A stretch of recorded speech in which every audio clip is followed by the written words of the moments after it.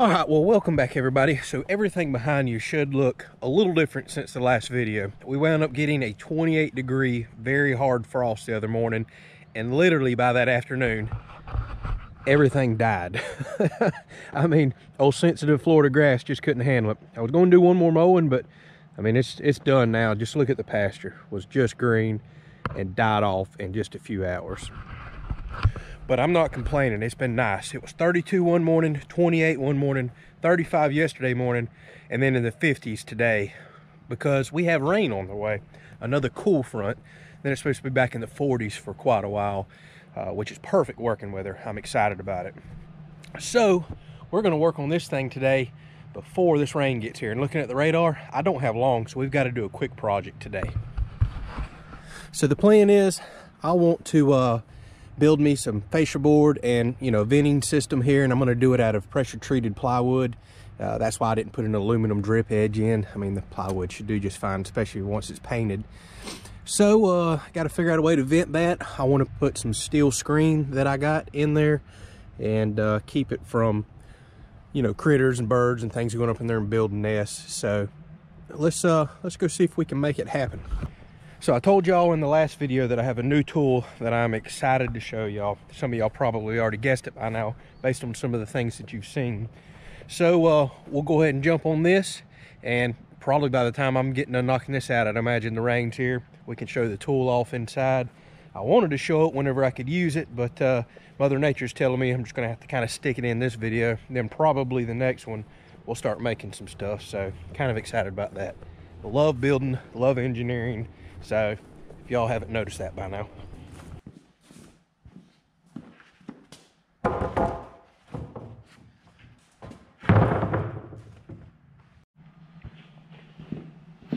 All right, y'all seen me use this before. This is the Craig Ripcut. And by the way, everything I use on the channel is down in the Amazon link below.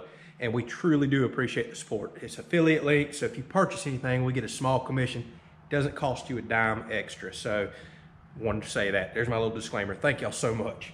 But I love this Ripcut. It attaches to the front of any circular saw. It's fully adjustable. So you just flip this little lever. You can slide this wherever you want for your measurements, or you can set it up on the board. But it allows you to make accurate cuts up and down, long rips, you know, long sheets, whatever it is. It's got this guide that goes along the edge. As long as you have a good flush edge, you can run your saw. Once you set this up one time, you don't pay attention to anything. Just make sure this stays flush, take off and rip. It makes it so much easier than trying to draw long straight lines, trying to follow a line. Now, you'll see me do that a lot of times, but when there's things like what I'm about to do that I want a nice clean edge, it's hard to beat this or a table saw. But it's so easy to get this out, not to go drag a table saw out and get it all set up. I don't have a nice woodworking shop, wish I did. So this thing, for what it costs, is awesome. With Christmas coming up, I guarantee you know somebody that'd like one. All right, so pretty simple. It's got these little arms that swing over out of the way. What you do is put your saw in here. Doesn't matter where. And then you flip these arms around. I think I'll set it up like this, and you just tighten them down. It's that simple.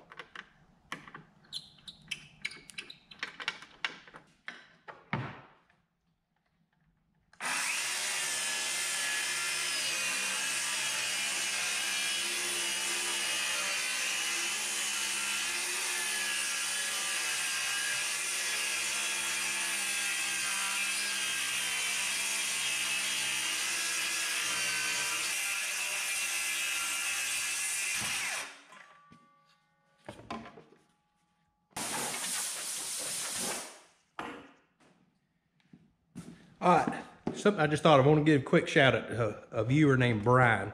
You recommended I get some of these Bluetooth earbuds a while back, and I kind of wrote them off because I've tried some before and they didn't fit.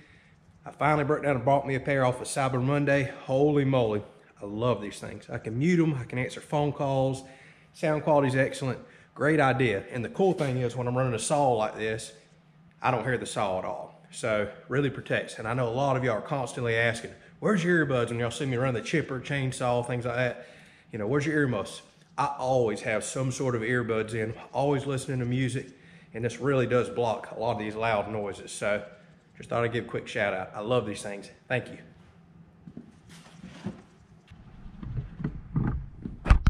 I just wanted to show y'all, it's so hard to see. Here's the factory cut, and here's that new clean cut that I just made.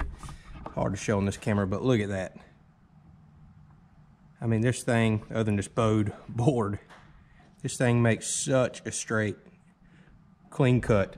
It is just about impossible to run a saw by hand and get a cut like that. So I love this thing.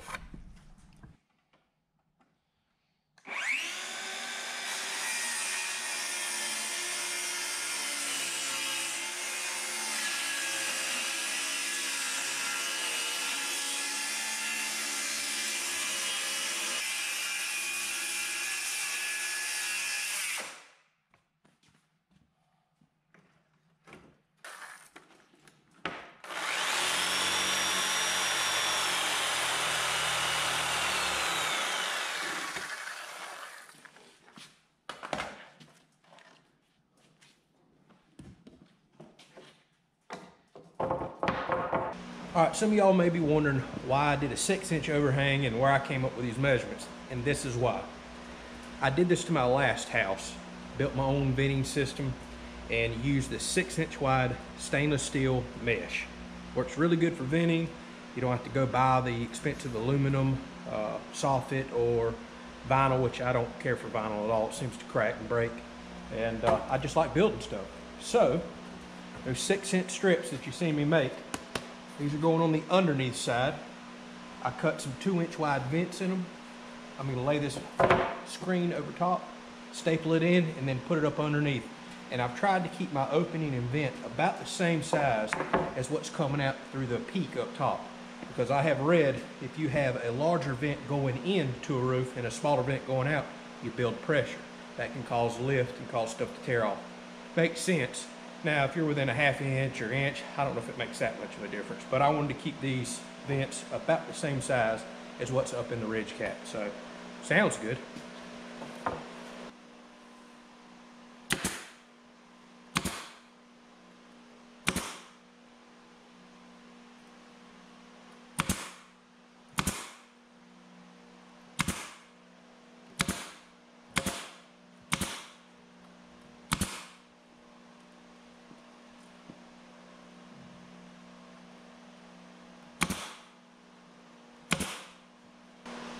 All right, there it is.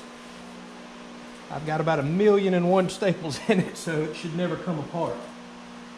But simple, works. I mean, I could have took a route around over the edges, made it look really nice. And I prefer to paint it before I put it up, but I don't care if the screen gets paint on it. Just check the radar. We've got a lot of rain coming, so I want to go ahead and get this knocked out today. I strongly recommend stainless steel. My house was originally done like this with a fiberglass mesh. And one day I start hearing something running around all in the attic, some gnawing. I'm thinking, dang, I've got some big old rats up there or something. Nope, turns out it was squirrels. They chewed through that fiberglass mesh, got in and started literally biting and chewing my rafters until I could take care of them. So I went back with stainless steel mesh. Ain't many animals gonna chew through stainless steel. I imagine it would hurt them.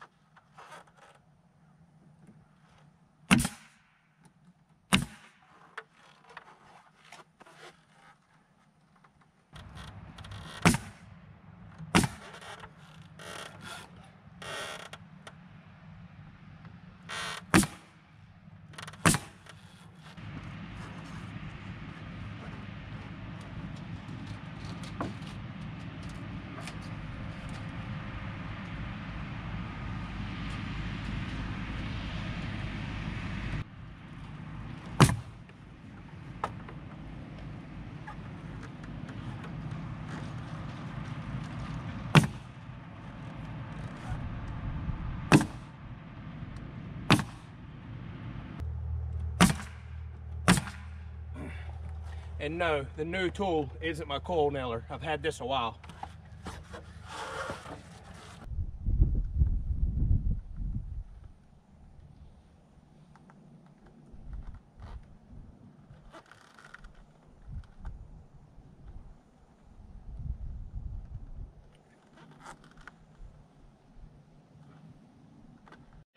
All right, might as well show this real quick because we have got rain coming. I'm already starting to feel some sprinkles, so I think that's going to wrap up my outside work for today. So I used the last of some pressure treat lumber I have. That's why there's a seam right there. You'll never see it once I get it all painted and looking good. But I did do one screw up a while back. You can see I have a pretty large gap back here, but that's okay. And that's because these hurricane clips, I should have flipped this way because they have a ridge sticking out. So I noticed that way too late after the roof was already on. No big deal, because I'm actually going to get some of that probably 3/4 inch by 3.5, 4 inch. What do they call that? Hardy trim board, because I'm going to do hardy board siding. But I'm going to do that real thick trim board up here, and that's what I also do down the corners on both sides. So once I actually butt that up there, it'll completely close that gap up. I'll caulk the seam. And you'll never know I had a little screw up there, but y'all are pretty good. Y'all catch stuff all the time on camera.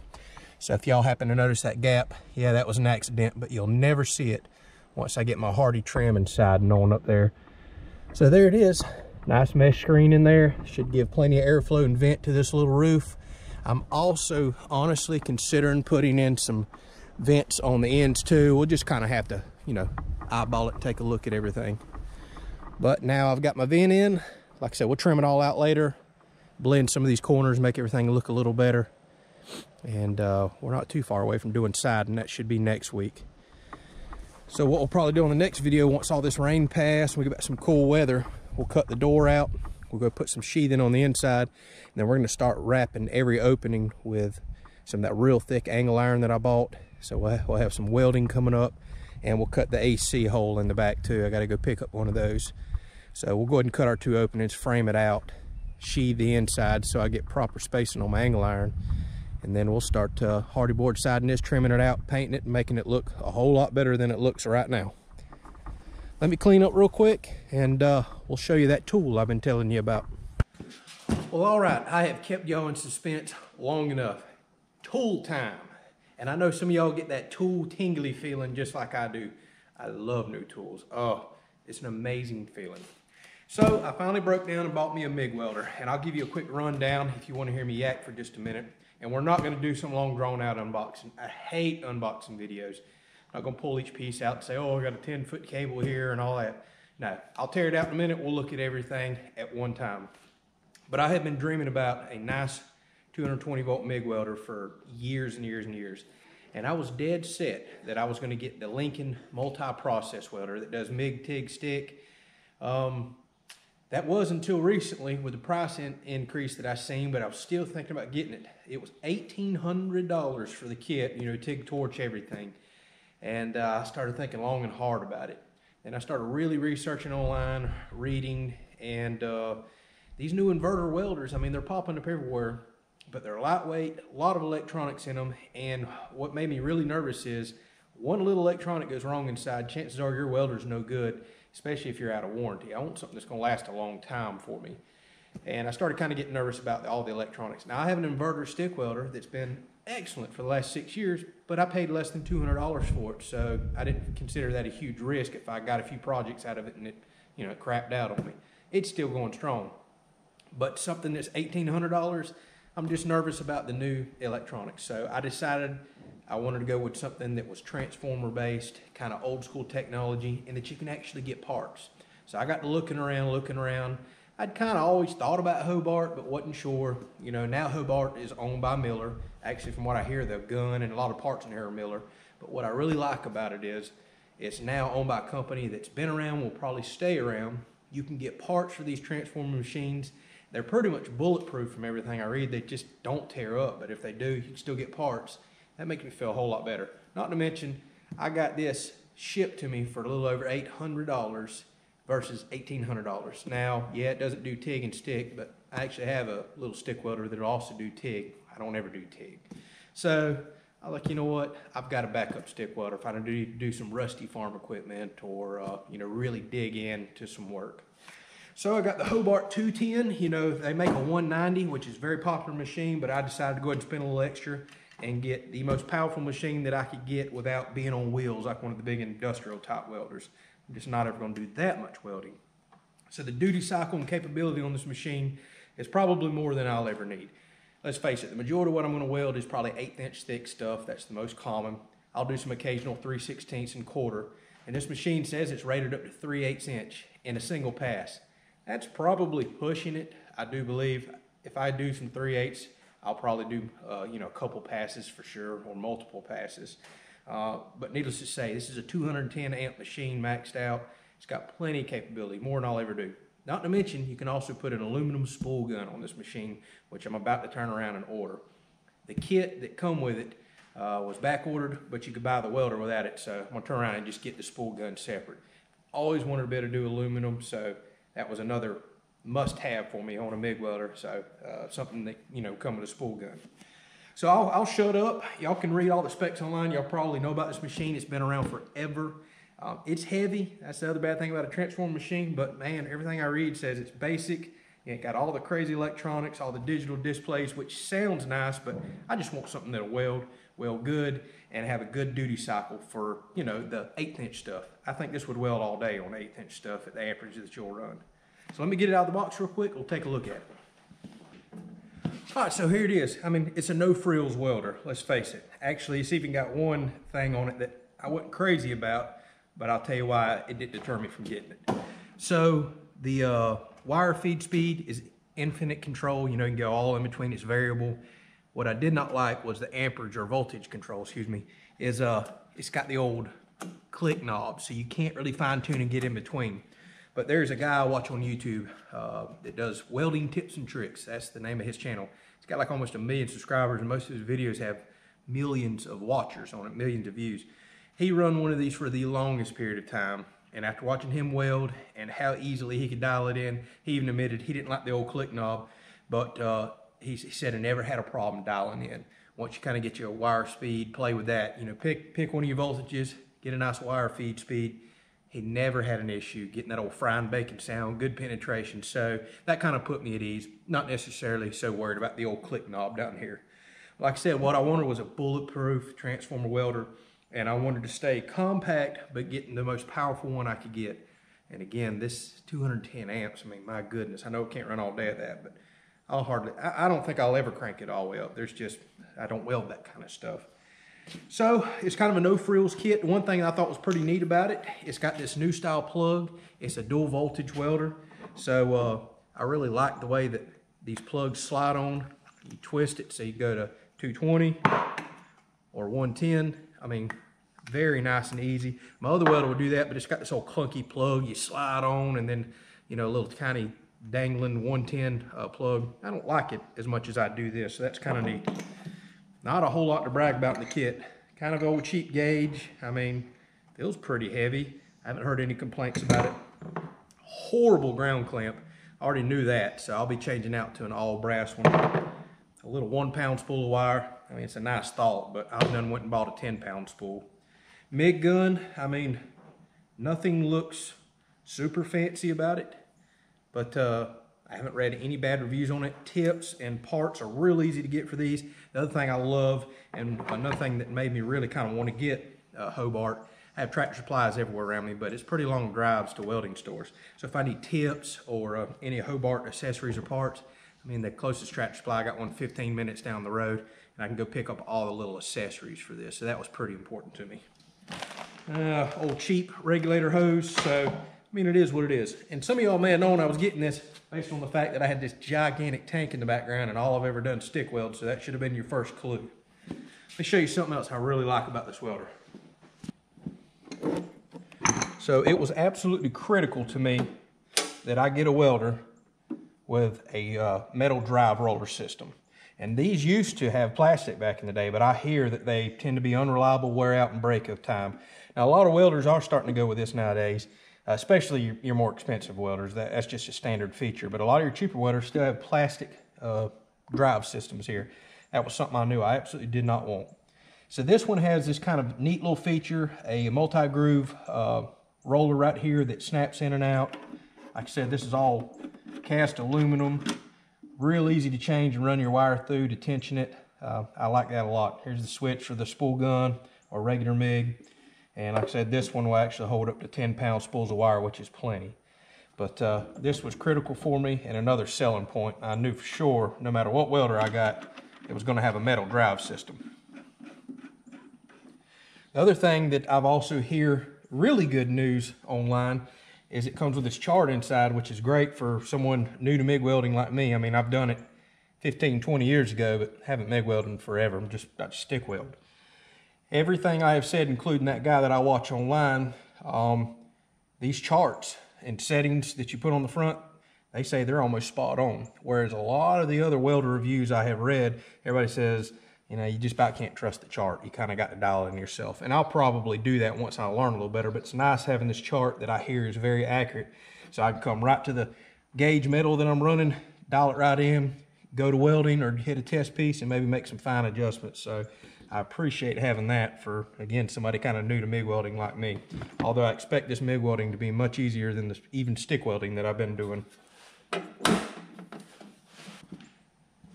So that's the tool. Probably one of the first projects I'll be using this on, which maybe the next videos, again, we'll cut that doorway opening. That big old 3/16 inch angle iron by 3x3. We're gonna weld that up, build my door frame, my AC cutout frame. And then once I probably get siding on the storm shelter, we're gonna build us a very heavy duty welding cart for this. That'll be a fun first project for it. Then again, I've got cookers, smokers. I'm even gonna build a special tractor attachment to help me put in those earth augers. It's gonna be pretty simple design, but I went ahead and bought a lot of metal to do quite a few projects here coming up. So if you like seeing building and projects like that, plenty coming. And we'll kind of do our first initial thoughts on the welder and try it out on some pretty thick stuff immediately. And I may play around on some scrap too, just to, you know, kind of get dialed in with it. So that's it. I've already heard a few more sprinkles hit the roof. Gonna kind of get tidied up outside, get ready for this rain's coming, and probably go inside and edit this video. Hope you all have a good weekend. Don't forget this Sunday at 5 o'clock Eastern, we're gonna do our first live stream. So if you have some questions, write them down. You want to get on there and just kind of hang out with us, I think we're just going to cook outside on the griddle or something. And hopefully I can set this up and make it work. My first live stream ever. We'll see if we can get enough signal out here to do it.